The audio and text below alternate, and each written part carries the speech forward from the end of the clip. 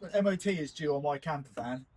I've got engine management light on because I've got a glow plug fault, although it still starts on the button. I've been and picked up 4 new ones this morning. Just been for a drive to heat it up, hopefully make it easier to remove the old ones. Let's have a look at doing it.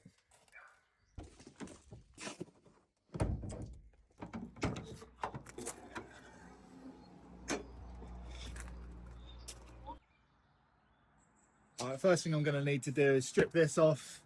I think there's a few wires and sensors and bits that need to come out, and then we'll be able to get down and get some lube in, skirt up around the old glow plugs, let it soak for a little bit. Hopefully they'll just pop out.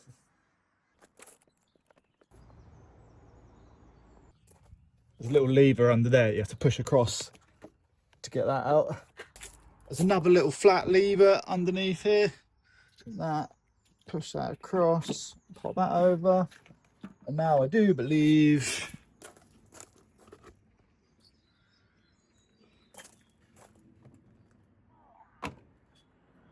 lift that, pull that.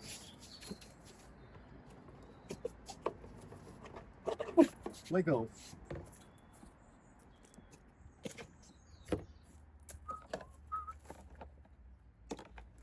That, and that. Glow plugs here, here, here, and here. 4 in total. That back one looks really awkward to access. Just a case of pulling the wiring off gently. Gently, it says.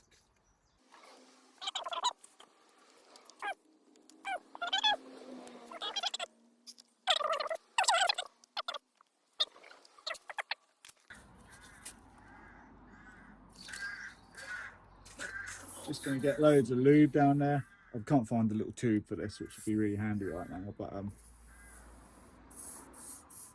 spread it in there. Right, so I've got a deep 10mm socket on a 1/4" ratchet. Not sure if my extension's quite long enough, but see what we can find.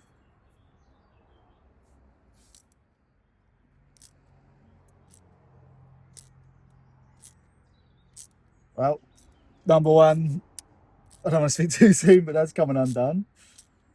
My worst nightmare is obviously snapping one of these in the block.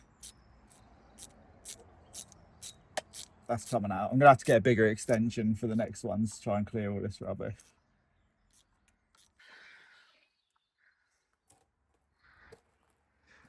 It's the first one. Doesn't look too bad.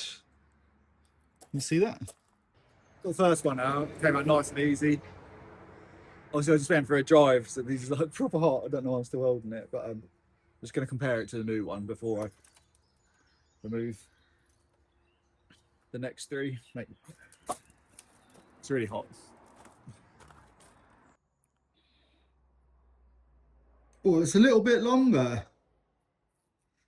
Before I just go for it, I'm going to have a little Google because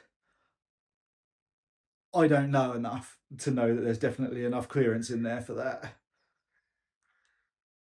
And the last thing I'd want is that impacting or causing a problem. Google.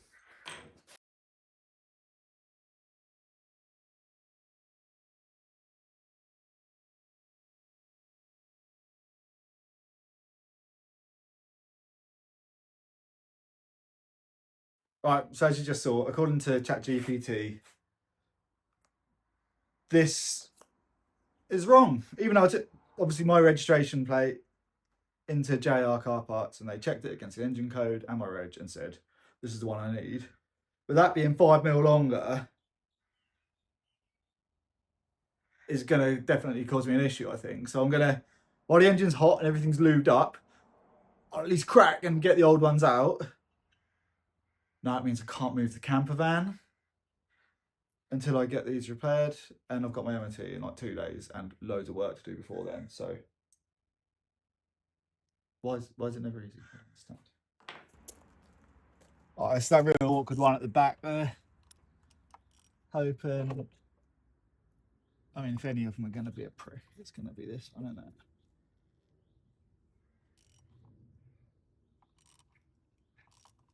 I can't get that last one out. I can't even get my finger down to it. So I've found some sticky back magnets and stuck them to my screwdriver, hoping I can get down there and like hook on the side of it and pull it out. Let's try that. The worst thing that could happen is the magnets fall off and then go in the cylinder, and then I'll just cry a lot, I suppose.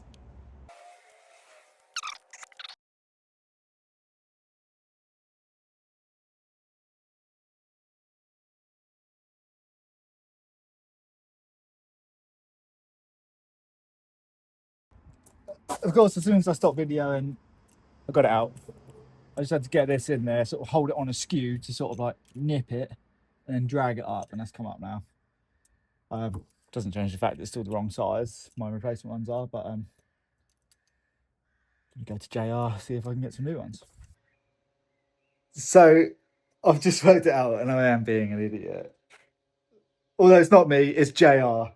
They've misread my number plate, which mine ends in NYW, and they've got me the part for MYW, which is a Land Rover Discovery Sport.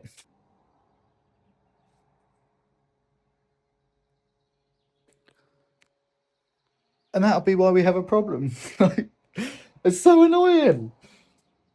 Oh, I'm just have to go back, get different parts, swap them. Hopefully, new ones are cheaper. Because I was surprised, it's 120 quid for 4 of them. But Land Rover parts, isn't it? Accidentally. It's not all bad because it's a sunny day. Take the R32 for a little drive to JR.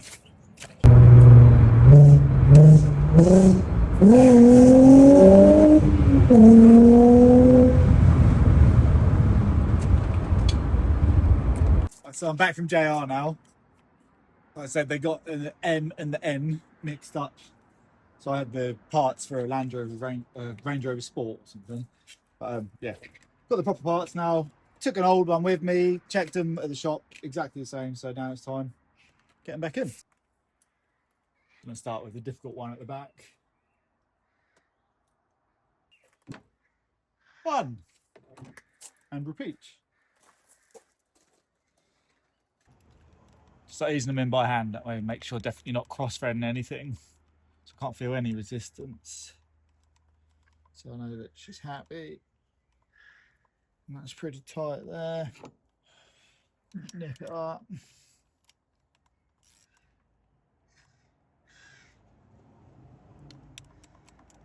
Done. My engine management light is on because of the fault. So I don't know whether, because I've hopefully fixed the fault, the light will go off, or if I have to get it turned off on a computer. It's going to be a bit annoying. It's MOT on Thursday, and they'll probably fail it if the light's on. But I have just...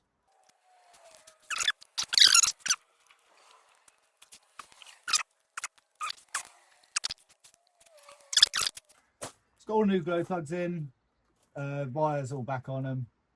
I'm going to put all these bits back together. Shouldn't take too long, and then I'll try it. See what happens.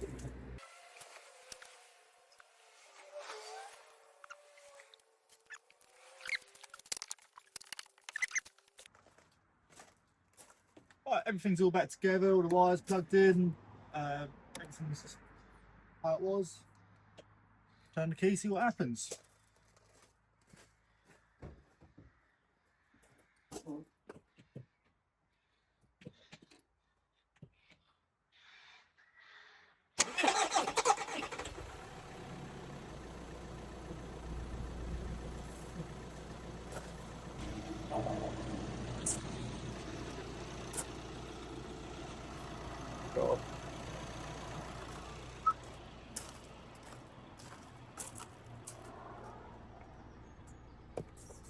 Light is still on, but hopefully they'll just turn it off for me at the garage before they MOT it, and it should stay off.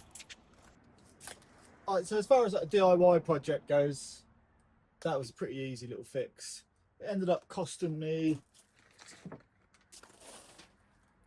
76 quid for 4 glow plugs. I don't know what it would have been at a garage, but definitely with like sort of 50-60 pound a load. But another hour, I'm sure it would have been maybe a couple of hours. So it was well worthwhile just doing it myself.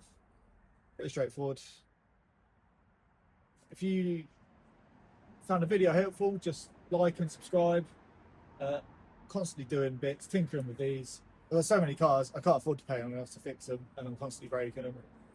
So, yeah, I hope it was helpful.